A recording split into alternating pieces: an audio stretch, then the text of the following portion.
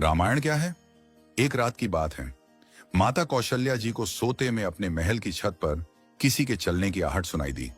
नींद खुल गई। पूछा कौन है? मालूम पड़ा श्रुतकीर्ति जी, सबसे छोटी बहू, शत्रुघ्न जी की पत्नी। माता कौशल्या जी ने उन्हें नीचे बुलाया। श्रुतकीर्ति जी आई, चरणों में प्रणाम कर खड़ी रह गईं। माता कौशल्या जी ने पूछा, श्रुति, इतनी रात को अकेली छत पर क्या कर रही हो बेटी? क्या नींद नहीं आ रही? शत्रुघ्न कहाँ है? श्रुति कीर्ति की आंखें भर आईं।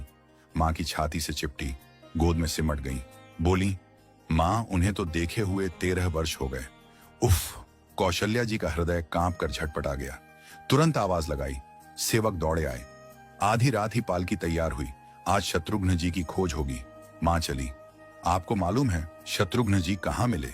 अयोध्या जी के जिस दरवाजे के बाहर भरत जी नंदीग्राम में तपस्वी होकर रहते हैं, उसी दरवाजे के भीतर एक पत्थर की शिला है।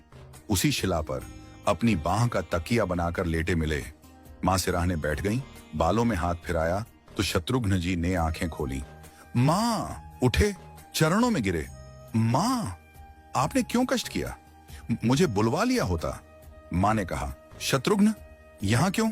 शत्रुघ्न जी की रुलाई फूट पड़ी। बोले, मां, भैया राम जी पिताजी की आज्ञा से वन चले गए। भैया लक्ष्मण जी उनके पीछे चले गए। भैया भरत जी भी नंदीग्राम में हैं। क्या ये महल, ये रथ, ये राजसी वस्त्र विधाता ने मेरे ही लिए बनाए हैं? माता कौशल्या जी निरुत्तर रह गई। देखो क्या है ये राम कथा। ये भोग की नहीं, त्याग की कथा है। यहां त्याग की ही प्रतियोगिता चल रही है और सभी प्रथम हैं। कोई पीछे नहीं रहा। चारों भाइयों का प्रेम और त्याग एक दूसरे के प्रति अद्भुत, अभिनव और अलौकिक है। रामायण जीवन जीने की सबसे उत्तम शिक्षा देती है। भगवान राम को 14 वर्ष का वनवास हुआ तो उनकी पत्नी सीता मैया ने भी सहर्ष वनवास स्वीकार कर लिया। परंतु बचपन से ही बड़े भाई की सेवा में रहने वाले लक्ष्मण जी कैसे राम जी से दूर हो जाते?